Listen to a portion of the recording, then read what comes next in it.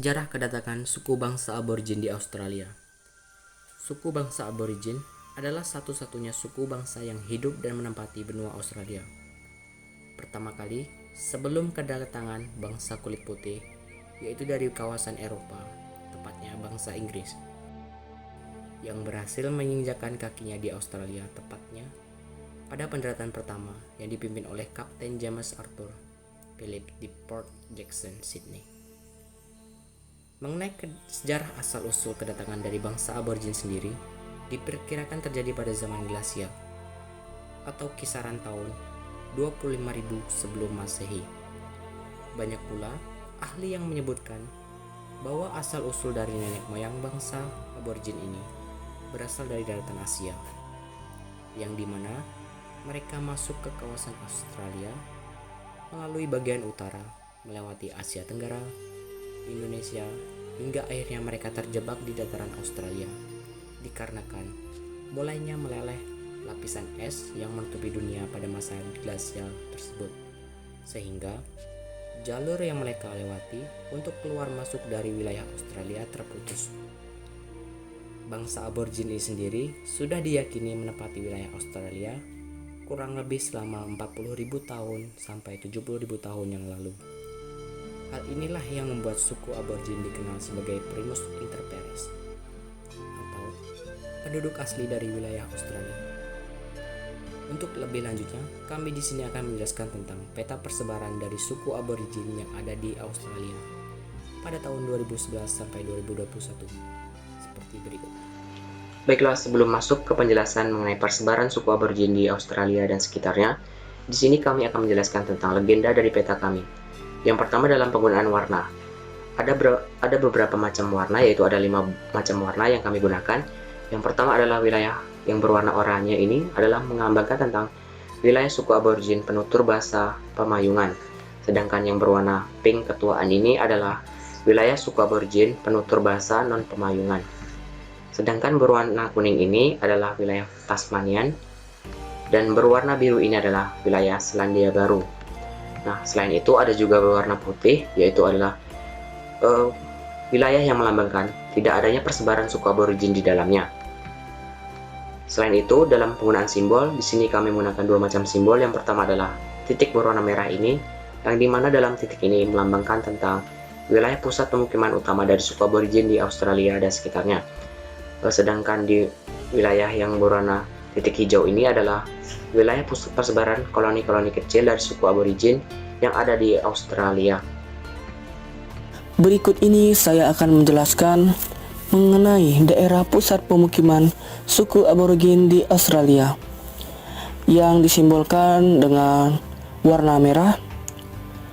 Wilayah yang pertama Kulumburu, wilayah yang kedua Pilbara, wilayah yang ketiga Yuendumu, wilayah keempat Western Central Desert, wilayah yang kelima Wangangs, wilayah keenam Golden Ridge, wilayah yang ketujuh Ngat Jumaya, wilayah yang kedelapan Esperance atau Nyungar, wilayah yang kesembilan Beachville, wilayah yang kesepuluh Stanley and Friends Island, wilayah yang kesebelas Deer Felix, dan wilayah yang terakhir Riverines.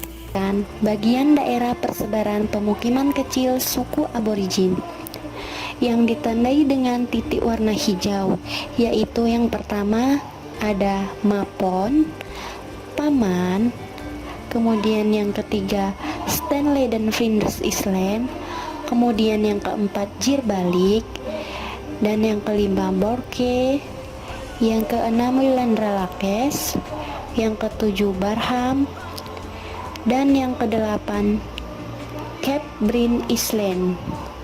Kemudian di bagian Selandia Baru ada Teluk Queen Charlotte. Di sini saya ingin menjelaskan mengenai kebudayaan suku aborigin di Australia. Pada awalnya, orang aborigin hidup dari berburu dan mencari ikan. Mereka memburu binatang liar seperti kanguru dengan menggunakan tombak, panah, dan bumerang. Di daerah beriklim dingin, kulit kanguru digunakan sebagai bahan pakaian, sedangkan ikan mereka tangkap dengan tombak dan jaring. Ilmu bercorak tanam dan berternak belum mereka kenal. Dikarenakan cara hidup mereka yang seperti itu, suku aborigin tidak pernah berkelana jauh dari sumber-sumber air atau sungai. Orang aborigin dikenal sebagai suku penggalana karena mereka tidak pernah menetap di suatu tempat dalam jangka waktu lama. Rumah mereka sangat sederhana, terbuat dari susunan ranting pohon dan daun kering. Mereka dipimpin oleh kepala suku yang juga bertugas memimpin upacara keagamaan serta perkawinan. Agama orang aborigin masih tradisional, tetapi kepercayaannya mereka terhadap adanya roh agung yang menciptakan alam semesta dan isinya sangat kuat. Mereka percaya bahwa roh agung memberikan petunjuk dan bimbingan melalui mimpi.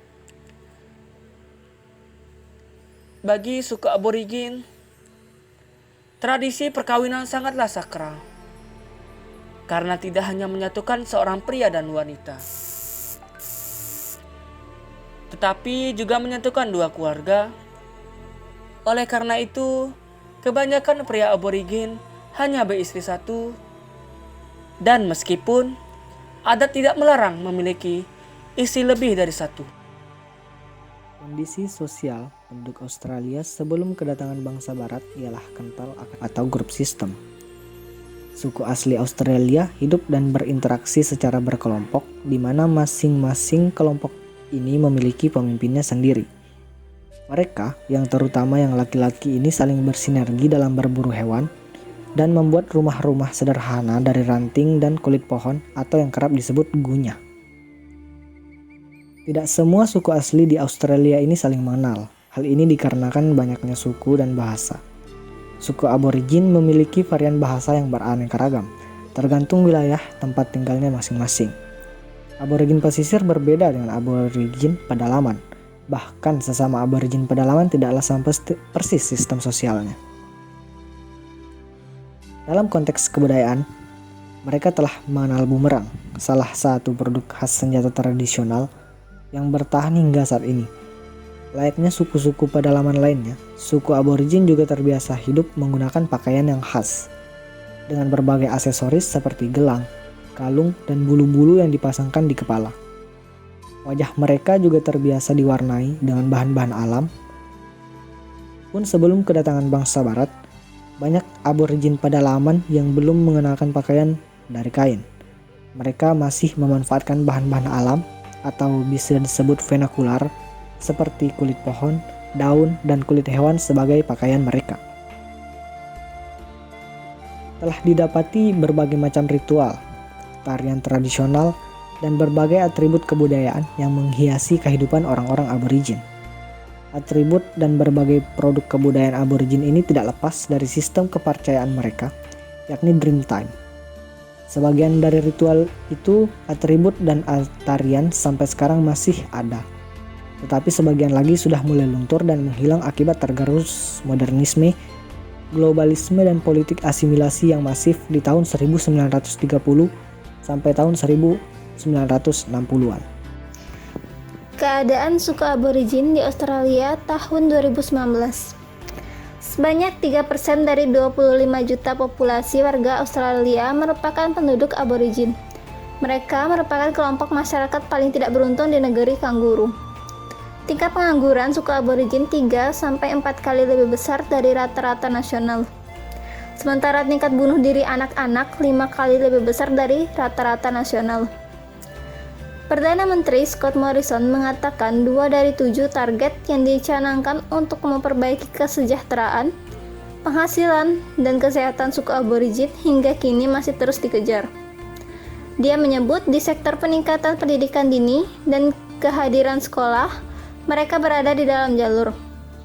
Namun area lain termasuk perluasan lapangan kerja dan peningkatan harapan hidup tertinggal di belakang. Pengakuan Morrison yang disampaikan pada Kamis 14 Februari 2019 di depan gedung parlemen menandai peringatan 11 tahun permintaan maaf historis pemerintah terhadap suku aborigin. Kala itu, Perdana Menteri Kevin Rudd meminta maaf atas ketidakadilan yang kerap dirasakan.